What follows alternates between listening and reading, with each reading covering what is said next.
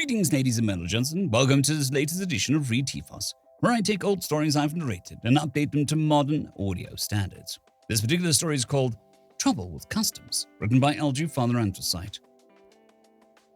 I never try to hide anything. Go ask that four-armed guy. I tried to tell him I needed to go through inspection, but he told me to get in line with everyone else. Miris Klept, Chief Customs Officer on the Bulgarian space station, Galtru, looked at the fleshy beige alien in front of her. She signaled to her aide, who left the room. I understand why you would need a collection of Class 3 restricted edge weapons, she began. The creature chirped, Tools! Class 3 restricted tools, and you have documentation permitting you to carry them. What worries me is that you also have this. She thumped a small case on the edge of her desk with a foreclaw. Those are part of my toolkit. I can't work without them, said the creature. Miris turned the terminal on her desk and checked the search results. They were still compiling. What could you possibly need a vial full of poison, much less for? And don't get me started on the 6 controlled substances, quite frankly. I don't trust the rest of the stuff that you have in there either. There's a whole bottle of acid in there. The creature was preparing to respond when the door opened and the aide and the four-armed customs officer walked in. Ah, Quexel, come in, said Miris. Sit down, please. Miris waved towards the other open chair. Quexel nodded and moved to sit. Miris's aide stood in the corner, out of the way. Quexel, did this being approach you outside of customs? Miris asked. Quexel looked at the beige alien. Yes, sir. It said that it needed to go through inspection, but it had not yet gone through the screening. I told it that inspection was past screening and that it would have to get screened first. Then it said okay and then got in line.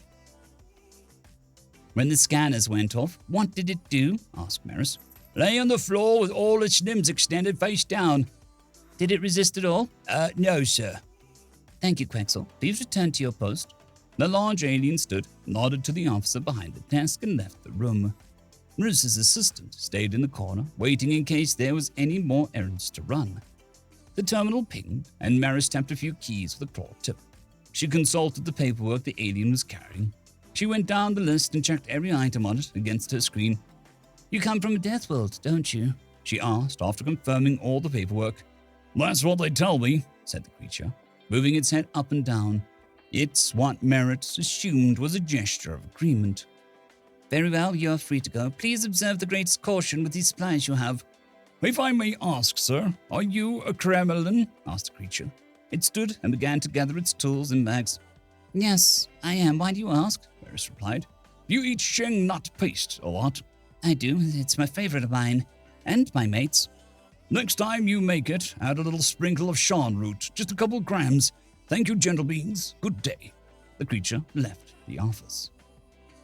Miris Klept and her mate Brev were making sheng nut paste, a favorite pastime of the couple. When Brev wasn't looking, Miris sprinkled in a few grams of shan root. When they sat to eat, Miris informed Brev that she had altered the recipe and asked that he give his honest opinion. Brev placed a small ball of paste in his mouth and chewed. Hey, it's great! What did you do? He asked quickly, rolling a second ball of paste. Shan root, just a couple grams. Miris replied, rolling her own ball. Who taught you that? Brev asked. A human chef, of all things. I was shocked he even knew what sheng nut paste was, much less how to make it better. Considering the diet of those people, I'm surprised that he would even try sheng nut paste. You took a cooking tip from a Deathworlder? Brev asked. His foreclaw stopped halfway to his mouth. He looked suspiciously at the small ball of paste. She chittered at his reaction. She popped the ball into her mouth and said, Human chefs consider cooking an art, and they would never do anything to purposely hurt someone with food. Humans have many strange customs. End of story. I'd quickly like to thank the T5 peeps, Cold War Boomerwaffen, Severin Cerberus, Bushmaster 177, Henry the Red, Caspar Arnholtz, Cold War Boomerwaffen, Elijah Silvercross, Dragzoon WRE, and Severin Cerberus. Thank you very much.